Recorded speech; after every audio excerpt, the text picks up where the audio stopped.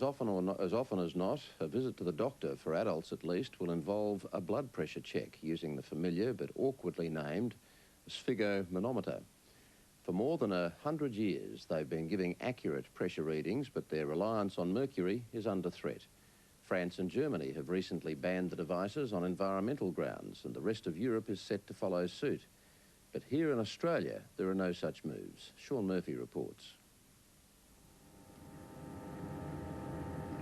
The primary danger is chronic poisoning, and that manifests itself in tremors, slurred speech and mental deterioration. And in actual fact, the Mad Hatter out of Alice in Wonderland allegedly had mercury poisoning, and that's why he was crazy. While mercury madness is rare, the highly toxic liquid metal has been a feature of medicine for more than 100 years. Once taken as a dubious cure-all, it's still widely used in instruments measuring body temperature and blood pressure. Mercury is a highly toxic substance. It's disseminated widely through the hospitals, and there's plenty of research evidence to show that it's being spilled. Philip Colquitt is a registered nurse at the Royal Brisbane Hospital. He's been campaigning for Australia to follow Europe's lead and ban mercury from the medical workplace, particularly from sphygmomanometers, which he claims are potential toxic time bombs. When I conducted an inspection of the workplace, I found that between 50 and 60% of the sphygmomanometers mounted in the ward had leaked mercury into the trays at the bases of the machines, making it an inevitability that I was coming into direct skin contact. And the workplace health and safety study that was done into the hospital showed that a vapour zone coming off those spills could extend a metre away from the machine, well within the patient's breathing zone. Leaks will develop with time, and you find that where some of these machines have not been well maintained, the seals will leak and you will have greater quantities of mercury released.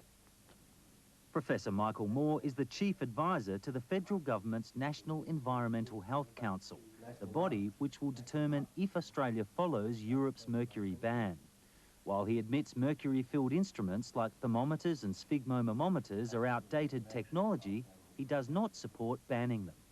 I don't like the term ban because that implies an over-regulatory approach, and I much prefer the idea that guidelines be provided towards the abatement of mercury that is used in equipment of this sort. I just need to take your temperature. It's just a simple device that goes in. Across Australia, hospitals like Sydney's Royal North Shore are phasing mercury devices out, but only the Queensland government has a policy of doing so. According to Andrew Jolly from the multinational Welsh Ellen, the biggest distributor of blood pressure monitors, Australia has been slow to adopt the new, safer technology. Other parts of the world are much more advanced than Australia in eliminating mercury in the healthcare environment, and we actively and strenuously tell anyone who's willing to listen that they are better off moving away from mercury. It's not a sealed instrument. People do not understand that mercury and mercury vapour can quite easily get out of the instrument even if there's no accidents. So there's a chronic issue of how much mercury is accumulating in the environment.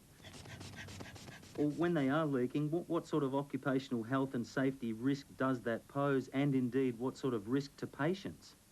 It's highly contingent upon the amount of mercury that might be in the system, and again, you cannot really say how much risk there is unless you get into a site and assess the amount of mercury vapour that's about.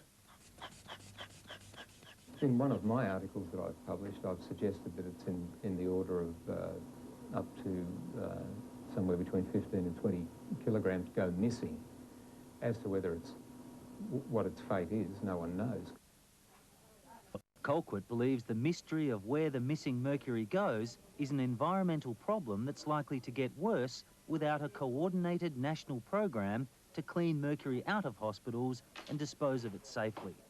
So where does all the mercury go? Well, there's no single national authority that keeps records of that. In fact, Australia has a poor record when it comes to tracking hazardous wastes.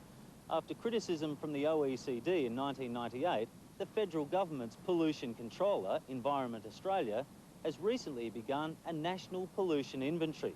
But critics say it falls well short of what's needed.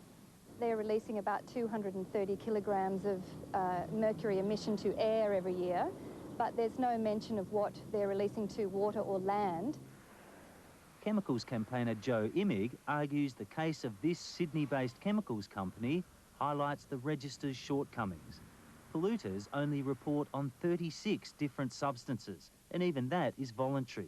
By comparison, the United States has a mandatory register for 600 different hazardous pollutants, with big fines for non-compliance. We need a mandatory national pollutant inventory that actually imposes strict penalties and fines to people who don't provide the required information.